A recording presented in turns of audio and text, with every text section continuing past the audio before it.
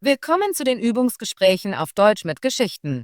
Bist du bereit, dein Deutsch zu üben und fließender zu werden? Lass uns anfangen.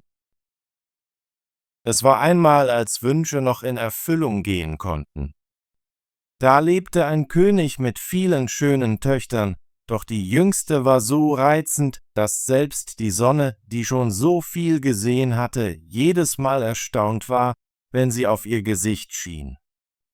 In der Nähe des Schlosses des Königs gab es einen großen, dunklen Wald, und im Wald unter einer alten Linde befand sich ein Brunnen.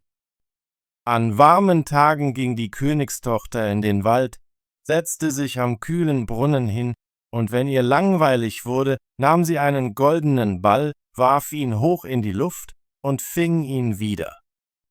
Dieser Ball war ihr Lieblingsspielzeug. Eines Tages warf die Prinzessin ihren goldenen Ball, doch er landete nicht in ihrer Hand.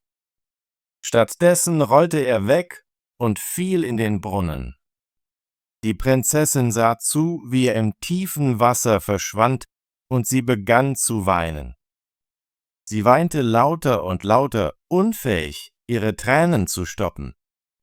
Da sprach jemand zu ihr: »Was ist los, Prinzessin? Du weinst so sehr, dass selbst ein Stein Mitleid mit dir hätte.« Sie schaute sich um und sah einen Frosch, der seinen hässlichen Kopf aus dem Wasser streckte. »Oh, du bist es, alter Wasserspringerfrosch«, antwortete sie. »Ich weine, weil mein goldener Ball in den Brunnen gefallen ist.« »Hör auf zu weinen«, sagte der Frosch. »Ich kann dir helfen, aber was gibst du mir, wenn ich deinen Ball zurückhole?« »Ich gebe dir alles, lieber Frosch«, sagte sie. »Meine Kleider, meine Perlen und Juwelen und sogar die goldene Krone, die ich trage.« Der Frosch antwortete: »Ich will deine Kleider, Perlen, Juwelen oder deine Krone nicht. Aber wenn du mich liebst, mir erlaubst, dein Freund zu sein, mit dir an deinem kleinen Tisch zu sitzen, von deinem kleinen goldenen Teller zu essen, aus deinem kleinen Becher zu trinken und in deinem kleinen Bett zu schlafen, wenn du mir das versprichst, werde ich hinabtauchen und dir deinen goldenen Ball zurückbringen.« »Oh ja«, sagte sie, »ich verspreche dir all das, wenn du mir nur meinen Ball zurückbringst.« Doch innerlich dachte sie: »Was für ein alberner Frosch. Er lebt im Wasser mit anderen Fröschen, quakt vor sich hin und kann kein Freund eines Menschen sein.« Nachdem sie das Versprechen abgegeben hatte, tauchte der Frosch mit dem Kopf unter Wasser und kam bald mit dem Ball im Mund wieder hoch. Er warf ihn auf das Gras. Die Prinzessin war so glücklich, ihren Ball wiederzusehen, dass sie ihn aufhob und weglief. »Warte, warte«, rief der Frosch. »Nimm mich mit.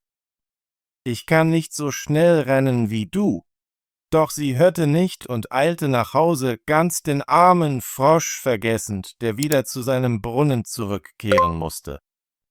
Am nächsten Tag, als sie mit dem König und all den Adligen am Tisch aß, hörte sie ein Spritzgeräusch, das die Marmortreppe hinaufkam.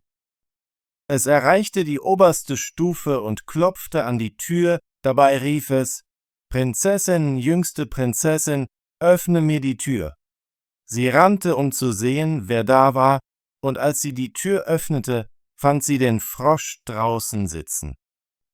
Schnell schlug sie die Tür zu, setzte sich wieder an den Tisch und fühlte sich ängstlich. Der König bemerkte ihre Angst und fragte: »Mein Kind, warum hast du solche Angst? Ist da ein Riese draußen, der dich mitnehmen will?« »Oh nein«, antwortete sie. »Es ist kein Riese, sondern ein ekeliger Frosch.« »Was will der Frosch?« fragte der König. »Oh, lieber Vater, gestern, als ich am Brunnen im Wald saß und spielte, fiel mein goldener Ball ins Wasser. Ich weinte so sehr, dass der Frosch ihn für mich holte, und weil er bestand, versprach ich ihm, dass er mein Freund sein dürfe. Aber ich dachte nie, dass er aus dem Wasser kommen könnte. Jetzt ist er draußen und will hereinkommen. Gerade dann klopfte der Frosch wieder und rief: »Prinzessin, jüngste Prinzessin, öffne mir die Tür. Erinnerst du dich nicht an das, was du mir gestern am kühlen Wasser des Brunnens versprochen hast? Prinzessin, jüngste Prinzessin, öffne mir die Tür.« Da sagte der König: »Du musst dein Versprechen halten. Geh und lass ihn herein.« Also öffnete sie die Tür, und der Frosch hüpfte herein, ihm folgte sie Schritt für Schritt zu ihrem Stuhl. Dort sagte er: »Hebe mich neben dich hoch.« Sie zögerte, aber der König bestand darauf. Als der Frosch auf dem Stuhl saß, wollte er auf den Tisch, und als er auf dem Tisch war, sagte er: »Nun schiebe deinen kleinen goldenen Teller näher zu mir, damit wir zusammen essen können.« Sie tat dies, aber es war offensichtlich, dass sie damit nicht glücklich war. Der Frosch genoss sein Essen, aber jeder Bissen, den sie nahm, fiel ihr schwer im Hals. Schließlich sagte er: »Ich habe gegessen und bin zufrieden. Jetzt bin ich müde. Trag mich in dein kleines Zimmer und mach dein kleines Seidenbett bereit, damit wir schlafen können.« Die Prinzessin begann zu weinen, weil sie Angst vor dem kalten Frosch hatte, den sie nicht anfassen wollte, und nun sollte er in ihrem sauberen kleinen Bett schlafen. Aber der König wurde wütend und sagte: »Derjenige, der dir in der Not geholfen hat, sollte nicht schlecht behandelt werden.« Also nahm sie den Frosch mit 2 Fingern hoch, trug ihn nach oben und setzte ihn in eine Ecke. Doch als sie im Bett lag, schlich er näher und sagte: »Ich bin auch müde, ich möchte mit dir schlafen. Hebe mich hoch, oder ich werde es deinem Vater erzählen.« Da wurde sie sehr wütend, hob ihn hoch und warf ihn mit aller Kraft gegen die Wand. »Jetzt wirst du still sein, hässlicher Frosch«, sagte sie. Doch als er zu Boden fiel, war er kein Frosch mehr, sondern ein schöner Prinz mit freundlichen Augen. Auf den Wunsch ihres Vaters war er nun ihr lieber Freund und Ehemann. Er erklärte, dass eine böse Hexe ihn verzaubert hatte und nur sie ihn aus dem Brunnen befreien konnte. Am nächsten Tag würden sie gemeinsam in sein Königreich reisen.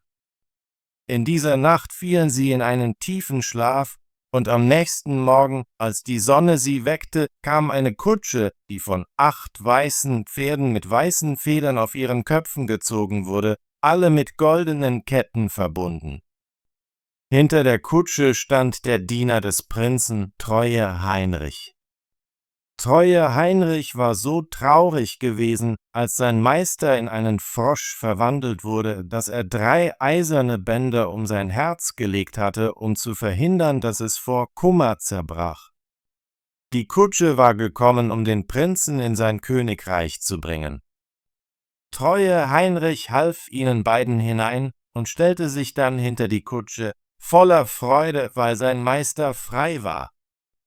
Während sie fuhren, hörte der Prinz ein Knacken hinter sich, als ob etwas zerbrach. Er drehte sich um und rief: »Heinrich, bricht die Kutsche?« »Nein, mein Herr, es ist nicht die Kutsche. Es ist ein Band von meinem Herzen, das ich dort gelegt habe, als du ein Frosch warst und im Brunnen festsaß«, antwortete Heinrich. Immer wieder hörten sie während der Fahrt das Knacken, und jedes Mal dachte der Prinz, die Kutsche breche.